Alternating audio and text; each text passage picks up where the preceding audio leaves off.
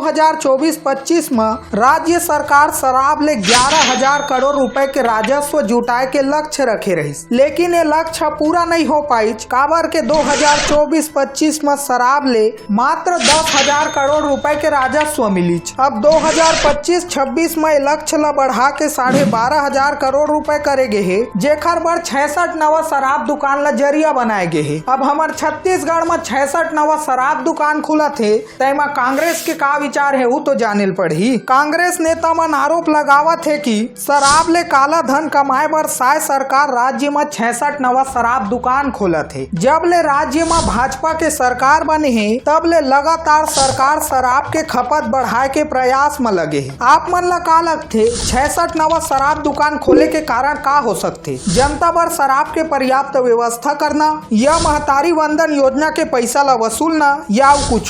Comment में जरूर बताहू।